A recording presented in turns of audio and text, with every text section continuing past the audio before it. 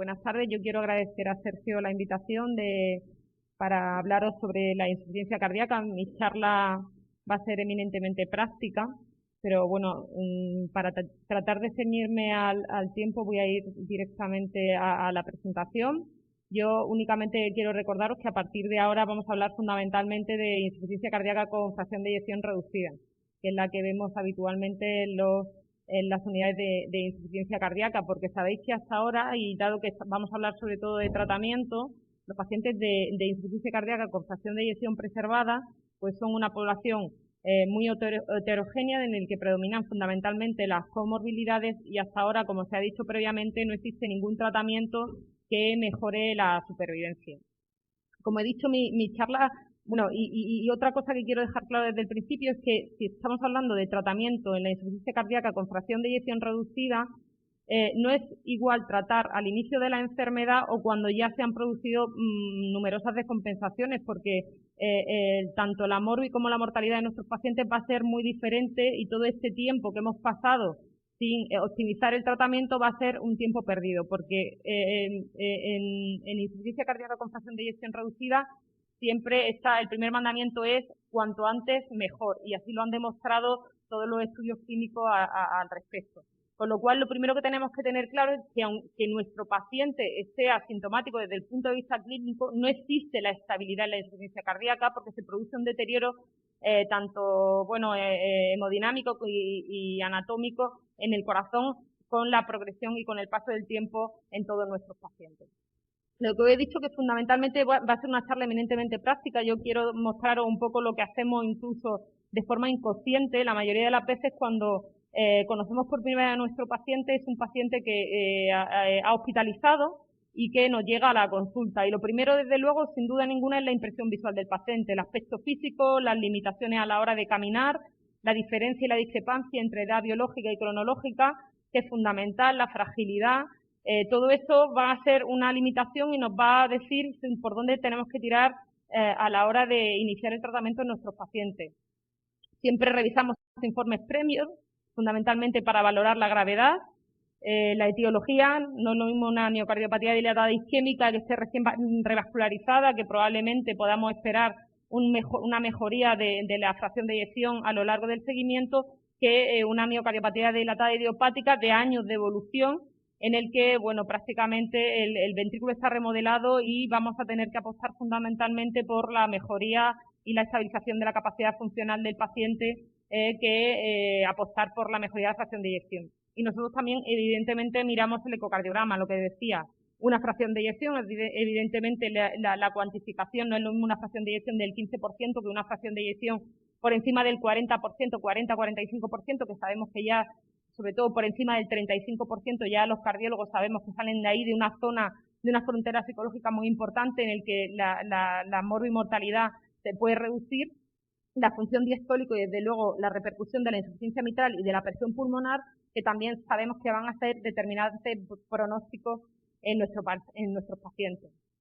En cuanto a la anamnesis y la exploración física, dos datos que a nosotros nos marcan la diferencia: tensión arterial y frecuencia cardíaca. Eso sabemos, un paciente hipotenso, sabemos que nos va a costar horrores titular la medicación y conseguir dosis óptimas de cada uno de los fármacos, y la frecuencia cardíaca también nos va a indicar cómo nos podemos mover con el tema de los beta bloqueantes a la hora de pautar a nuestros pacientes. Y todo esto hay que valorarlo en una situación clínica después de la hospitalización. Y aquí es muy importante ver cómo nos llega el paciente, porque hay veces que el alta del hospital o de muchas veces no se produce en situación de eubulimia, y a veces vemos que el paciente sigue congestivo a pesar de haber pasado varios días en el hospital, con lo cual esto es fundamental a la hora de ajustar y optimizar el tratamiento médico, y desde luego todo esto también nos va a dar ideas sobre las posibilidades de rehabilitación cardíaca y el ejercicio físico, que es tan importante en la insuficiencia cardíaca y que tenemos que pautar, aunque sea de una forma ambulatoria, ¿no? Tercero, mirar siempre la analítica. Dos marcadores fundamentales: la función renal y los iones, la temida hiperpotasemia, que se produce con mucha frecuencia en los pacientes con insuficiencia cardíaca por la comorbilidad y por la medicación que utilizamos. Las comorbilidades, como antes ha hablado ya Sergio, de la importancia del hierro, del tiroides, de los lípidos y de la glucemia, sobre todo en las dilatadas isquémicas, que no tenemos que olvidar que también tenemos que controlar de forma importante. Y todo esto valorarlo, por supuesto, después de la hospitalización, sobre todo el tema de la función renal. Porque sabemos, como veremos después, pues que el más importante determinante de la función renal en los pacientes con insuficiencia cardíaca es la congestión venosa. Evidentemente no es lo mismo el tratamiento al que podemos aspirar con el paciente A, que tiene una creatinina normal, con un aclaramiento normal, que el paciente B, que tiene un deterioro de la función renal muy importante, con aclaramientos de creatinina por encima de 30, que sabemos que nos va a dificultar bastante la optimización del tratamiento de forma ambulatoria en nuestros pacientes, porque sabemos que en los pacientes con insuficiencia cardíaca con fracción de eyección reducida, más del 40% van a tener una tasa de filtrado glomerular por debajo de 60. Como he dicho antes, saber y recordar que el principal marcador de deterioro de la función renal en los pacientes con insuficiencia cardíaca es la congestión, con lo cual la valoración de la analítica en situación de euvolemia es fundamental. Y no olvidar que precisamente en estos pacientes son los que peor pronóstico tienen, peor perfil de riesgo y datos clínicos de insuficiencia cardíaca más evolucionada, pero que son los que más se benefician de los fármacos que inhiben el sistema renal angiotensina y aldosterona y los inhibidores de los ISGLT2. Y luego, por último, el electrocardiograma. Para nosotros, desde luego es determinante saber si está en ritmo sinusal y fibrilación auricular, y lo que predomina mucho en nuestros pacientes con insuficiencia cardíaca con fracción de eyección reducida, el tema, la existencia de un bloqueo completo de rama izquierda, que sabemos que por lo menos, si el tratamiento médico nos falla, hay un plan B, que es la resincronización cardíaca. Y por todo esto, pues nos va a llevar al quinto paso de evaluar el tratamiento de nuestro paciente. En la educación sanitaria del paciente y los cuidadores, como antes ha hablado Amparo, es fundamental para el éxito de disminución de la morbilidad de los pacientes con insuficiencia cardíaca. Y la rehabilitación cardíaca y el ejercicio físico, fundamental para mejorar la capacidad funcional de nuestros pacientes. Lo ideal sería tener unidades de rehabilitación cardíaca que manejaran la insuficiencia cardíaca. Desgraciadamente, de momento en la región tenemos muy pocas que se dediquen a esto, pero únicamente según la situación funcional de nuestros pacientes, el hacerle caminar y promover el que caminen mínimo una hora diaria, vemos cómo mejoran de una forma importante la calidad de vida y la capacidad funcional de nuestros pacientes. Y sin duda ninguna, pues los fármacos que aumentan la supervivencia, que aquí es el núcleo duro del tratamiento del paciente con insuficiencia cardíaca con fracción de eyección preservada. Lo que se ha comentado antes, hoy por hoy, frente al tratamiento escalonado que indicaban las últimas guías europeas del 2016, que establecían un tratamiento escalonado del paciente con insuficiencia cardíaca, cada vez más, y a la venta y a la vista de todos los ensayos clínicos que se han ido publicando en estos últimos años, desde el principio, como os decía, el cuanto antes mejor, y el que no existe estabilidad en la insuficiencia cardíaca, tenemos que tratar, siempre que se establece un diagnóstico de fracción de eyección reducida, debemos de intentar bloquear las 4 dianas terapéuticas determinantes de la fisiopatología de la insuficiencia cardíaca con fracción de eyección reducida, que son la angiotensina 2, la norepinestrina, la aldosterona y los péptidos vasoactivos, es decir, el utilizar el sacubitril/valsartán, los beta-bloqueantes y los inhibidores de los mineralcorticoides. Y además, lo que hemos hablado antes, ahora se ha sumado un quinto familia de fármacos, los ISGLT2, que ya han demostrado su eficacia tanto en pacientes diabéticos como no diabéticos en el contexto de la insuficiencia cardíaca con fracción de eyección reducida, y que sabemos que tienen un beneficio pronóstico sumatorio en estos pacientes. Lo que os decía antes, en la guía del 2016 se apostaba por el tratamiento escalonado de los pacientes con insuficiencia cardíaca con fracción de eyección reducida, y ahora las nuevas guías que se publicarán a partir del año 2021, esperamos que nos salgan el próximo año, ya todos los autores apuntan a que el primer escalón terapéutico de estos pacientes van a ser la utilización de estas 4 familias: los ARNIs, el sacubitril/valsartán, los beta bloqueantes, los inhibidores de los mineralcorticoides y los ISGLT2. Y esto pues sigue estando pues en los mismos objetivos que se planteaban desde hace 10-15 años. El objetivo de todos los pacientes es sin duda ninguna llegar a las dosis máximas de las 4 dianas terapéuticas, incluyendo la inhibición de la neprilistina, es decir, utilizar desde el inicio el sacubitrilo/valsartán. Hoy por hoy, en el año 2020, yo creo que hay que justificar claramente en el informe cuándo no utilizamos el sacubitrilo/valsartán en cualquier momento de la historia natural de nuestros pacientes, independientemente de la clase funcional en la que se encuentren. Y si no es posible, eso apuestan todos los popes de la insuficiencia cardíaca, es mejor utilizar dosis bajas de cada una de las familias del fármaco que dosis altas de solo uno u omitir cualquier otro. Y esto es un pantallazo del último americano de cardiología, en el que evidentemente pues tratan de ver si todos los fármacos que están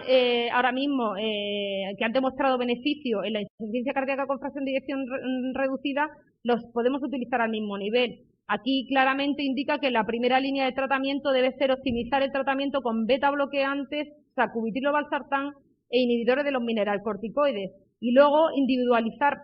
según el caso, y añadir ISGLT2, hidranacina nitratos, ivabradina o inhibidores de la guanidina ciclasa. Yo aquí sí que apostaría a que en el contexto de la ISGLT2, sobre todo el paciente, si nos encontramos en este subgrupo de pacientes, o bien diabéticos, o bien pacientes que tienen una tasa de estrés intraglomerular ya deteriorada, yo indicaría desde el primer escalón terapéutico ya los ISGLT2 como tratamiento base de los pacientes con insuficiencia cardíaca con fracción de eyección reducida. Y aquí os traigo un ejemplo. ¿Esto es posible? ¿Es posible optimizar el tratamiento al máximo en todos los pacientes? Pues sí, sí es posible. Cuando encontramos pacientes que tienen una tensión normal, con una creatinina, con una función renal normal, creatinina conservada, y pacientes relativamente jóvenes, como vemos en nuestras consultas, es posible optimizar el tratamiento con todos los grupos farmacológicos a dosis máximas que nos marcan las guías de las guías de práctica clínica. Esto evidentemente en otros pacientes de más edad que tienen tensiones muy bajas con una función renal deteriorada, pues todo se complica, ¿no? Pero aún así es posible utilizar las 4 vías farmacológicas que nos marcan las guías de práctica clínica, no a unas dosis máximas, pero sí a las dosis óptimas o que nos ha permitido la historia natural de la enfermedad. A veces nos encontramos con la temida hiperpotasemia, lo que os decía antes, que siempre se cumple habitualmente pacientes mayores, diabéticos sobre todo, con deterioro de la función renal y que ya tienen una insuficiencia renal en el seguimiento. Pues nos encontramos con la temida hiperpotasemia, que muchas veces nos obliga a tener que excluir algunos de los grupos farmacológicos, sobre todo los inhibidores de los mineralcorticoides, que muchas veces los excluimos porque es imposible optimizar el tratamiento. Pero ahora ya tenéis que saber que contamos con un aliado, que es el patiromer, que es un quelante del potasio, que además ha demostrado que es eficaz para mantener las dosis de inhibidores del sistema renina-angiotensina-aldosterona, y que incluso pacientes a los que no han tolerado los inhibidores de la mineralcorticoides se pueden iniciar después del tratamiento con patiromer, con Veltasa, y esto saldrá ya en la nueva guía de práctica clínica. Y otros fármacos que utilizamos de forma habitual son la ivabradina y digoxina, que desde el punto de vista práctico los utilizamos si la frecuencia está por encima de 70 latidos por minuto y tienen una mala tolerancia o efectos secundarios a los betabloqueantes, bien por hipotensión o bien por otro tipo de efectos secundarios como astenia importante y demás. Dependiendo de si están en ritmo sinusal, que utilizaremos la ivabradina, o en fibrilación auricular, que asociaremos digoxina a los betabloqueantes. Y esto lo hacemos de forma habitual. Ya existen incluso compuestos de betabloqueantes con ivabradina en el mismo comprimido, y lo utilizamos de forma habitual en nuestros pacientes. Y ya para finalizar os voy a hablar de algo determinante del que hemos estado hablando desde que estamos hablando desde el punto de vista clínico de la insuficiencia cardíaca con fracción de eyección reducida, que es el tema de la congestión. Y aquí sí que es verdad que nos podéis ayudar mucho, pues para evitar fundamentalmente hospitalizaciones, y para evitar morbilidad en nuestros pacientes. Luego vamos a hablar de nutrición. Pues la nutrición es fundamental, y una de las causas de desnutrición fundamental es la congestión de los pacientes que habitualmente tenemos en los pacientes con insuficiencia cardíaca con fracción de eyección, tanto reducida como conservada, porque los diuréticos los podemos utilizar en todos los tipos de insuficiencia cardíaca y en toda la historia natural de la enfermedad. Y no solamente los podemos utilizar, sino que se convierten en nuestros máximos aliados a la hora del tratamiento ambulatorio de la insuficiencia cardíaca. Perdón. Y yo voy a dar una serie de ítems desde el punto de vista práctico de cómo manejar la congestión a nivel ambulatorio. Lo primero, es fundamental la educación sanitaria, de lo que ha hablado Amparo y que es tan importante. Pero bueno, nosotros, por ejemplo, en el Morales Meseguer no tenemos la suerte de contar con una enfermera adscrita a la unidad de insuficiencia cardíaca y al final lo tenemos que hacer nosotros. La mayoría de las veces, la verdad que en mi experiencia, los pacientes terminan aprendiéndolo cuando se descompensan y ves que tú lo haces y a la vez siguiente ellos lo aprenden con bastante y con relativa facilidad. Tan si no son ellos, es la familia, porque ahogarse es muy malo y la mayoría de los pacientes no quieren ni pasar por urgencias ni que sean hospitalizados, con lo cual es una cosa que aprenden con relativa facilidad. Segundo principio, hay que utilizar la mínima dosis de diurético efectivo para mantener la euvolemia de nuestros pacientes, porque esto va a evitar alteraciones iónicas, va a reducir el deterioro de la función renal y la hipotensión sintomática tan frecuente. Vosotros ya sabéis que más de una vez vaya a tener que reducir el tratamiento que nosotros hemos intentado aumentar en la consulta, y esta hipotensión y este deterioro de la función renal nos va a limitar el uso y la titulación de nuestros fármacos con beneficio pronóstico, que casi siempre los cardiólogos nos empeñamos en subir a la máxima dosis. Con lo cual, claro, no todos los pacientes precisan de tratamiento diurético, ni incluso en fracciones de eyección muy reducidas, es un paciente que tolera dosis óptimas de todos los fármacos y se le pone siempre el diurético, pero siempre decirle que lo utilice a demanda. Si él no nota ningún signo de alarma de congestión, no tienen por qué utilizar el diurético por norma. De hecho, en el tema de la estabilidad por insuficiencia cardíaca se considera que solamente es estable en la insuficiencia cardíaca con fracción de eyección reducida aquellos pacientes que se mantienen asintomáticos y en clase funcional 1 sin la necesidad de diuréticos. El hecho de que el paciente precise diuréticos para mantener su estado de euvolemia, ya se puede considerar que ese paciente no es un paciente estable en la insuficiencia cardíaca. Pero aquí tenéis, por ejemplo, el ejemplo de un paciente de 83 años, un paciente que son habitualmente los pacientes más complejos, en los que cuesta más trabajo el optimizar el tratamiento. Incluso en este paciente con una fracción de eyección del 25%, le damos Seguril medio comprimido a media mañana y a demanda. O sea, y los pacientes habitualmente suelen responder y saben titularse al alza el tratamiento diurético cuando lo precisan. Hay que tener claro que hay que modificar las dosis de diurético, no puede ser una dosis estanca a lo largo de la evolución, y que se tiene que reevaluar tras el inicio de otras terapias que mejoran tanto la funcionalidad como la hemodinámica cardiovascular. La terapia de resincronización cardíaca, el sacubitrilo valsartán, muchas veces al iniciar el tratamiento con sacubitrilo valsartán y pasar de IECA o ARA2 a añadir el sacubitril, el paciente nota una mejoría y muchas veces orina de más y pueden incluso deteriorar la función renal por hacer una insuficiencia renal prerrenal, y sobre todo con la utilización cada vez más frecuente de la SGLT2 en este contexto. Hay que decirle al paciente que si nota que orina en exceso, hay que reducir el tratamiento diurético e incluso eliminarlo. Y luego, muy claro, porque el paciente, nosotros lo damos por hecho, pero los pacientes no lo saben. El tratamiento diurético se debe adaptar a la vida del paciente. A veces ponemos Seguril, un comprimido por la mañana, y el paciente al final, si por la mañana va a caminar, va al médico, va al banco, tal, al final termina no tomándoselo y vienen las descompensaciones. Hay que explicarle al paciente que es un horario flexible según la actividad que vaya a realizar, y hay días que se lo podrá tomar a primera hora de la mañana, otras veces a media mañana y otras veces a lo largo a mediodía o a lo largo de la tarde. Sabemos que los diuréticos de LAS habitualmente tienen una vida media corta y esto se puede adaptar perfectamente a la vida del paciente. No todos los diuréticos del ASA son iguales, ni por vida media ni por biodisponibilidad oral. Dentro de los 3 diuréticos del ASA más utilizados, furosemida, bumetanida y torastemida, la torastemida sabemos que es el diurético del ASA con mayor vida media. Esto hace que esta acción sea más prolongada, sea mejor tolerada sin la urgencia miccional que a veces presentan los pacientes cuando le administramos la furosemida, y esto nos va a asegurar un mejor cumplimiento terapéutico, con lo cual siempre tenemos que preguntarle al paciente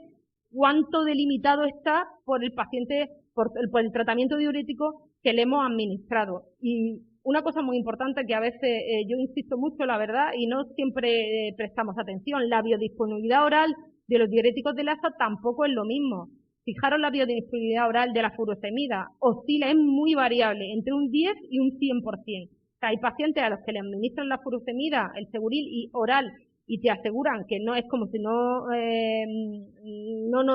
orinan más. En cambio, hay pacientes que le administran el Seguril oral y se tiran las 2 o 3 horas siguientes continuamente en el baño con una urgencia miccional y una incontinencia muy importante. Con lo cual, frente a eso tenemos la bumetanida y la torastemida, que tienen una biodisponibilidad oral cercana al 90%, entre un 80 y un 100%, con lo cual esos pacientes que no responden bien al Seguril, que están continuamente reingresando porque responden muy bien al Seguril intravenoso, pero luego pasamos al Seguril oral y se congestionan rápidamente en la semana siguiente, hay que pensar en otras posibilidades. Con lo cual yo siempre digo que no solamente de Seguril vive el paciente con insuficiencia cardíaca ni su médico, pero todo esto tenemos que saberlo para poder adaptarnos mejor a la situación clínica de nuestros pacientes. Y por último, la temida resistencia a los diuréticos del ASA. Cuando empezamos a necesitar dosis altas de diuréticos del ASA, que es lo que habitualmente utilizamos, siempre asociado a los inhibidores de los mineralocorticoides, aunque habitualmente no lo utilizamos a una dosis diurética, cuando lo utilizamos junto con los diuréticos del ASA, sí favorece la diuresis. Tenemos que pensar que existen también las tiacidas. La hidroclorotiazida tenemos que saber que tiene una vida media más larga, con un principio de acción,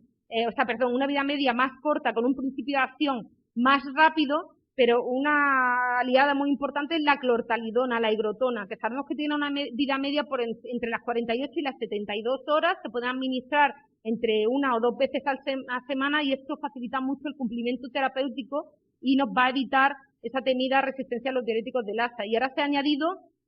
pues en el escenario clínico de los diuréticos también, no vamos a olvidarlos, los ISGLT2, que con su efecto natriurético supone el cuarto escalón del bloqueo de la nefrona que utilizamos en pacientes con insuficiencia cardíaca con fracción de eyección reducida. Y además sabemos que estos diuréticos del ASA, primero, aparte de disminuir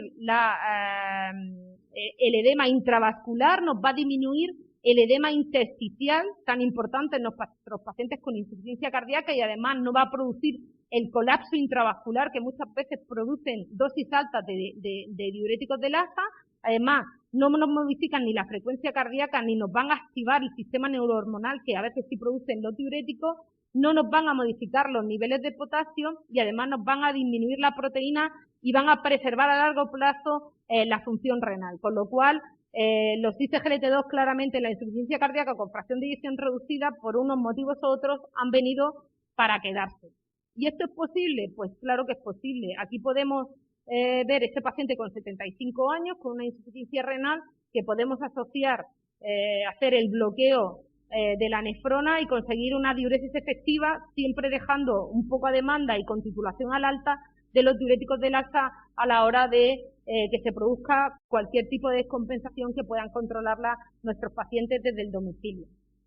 Con lo cual, como conclusión, claramente tenemos que pensar que no existe la estabilidad en los pacientes con insuficiencia cardíaca con fracción de eyección reducida. Hay que intervenir desde el inicio en las 4 dianas terapéuticas, utilizando sacubitril, valsartán, betabloqueantes e inhibidores de los mineralocorticoides, a los que se le ha añadido en estos 2 últimos años los inhibidores del ISGLT2, que cada vez vaya a ver cómo los utilizamos con más frecuencia en los pacientes con insuficiencia cardíaca con fracción de eyección reducida, independientemente de la presencia o no de diabetes, que si no es posible utilizar estas dosis al máximo, hay que utilizar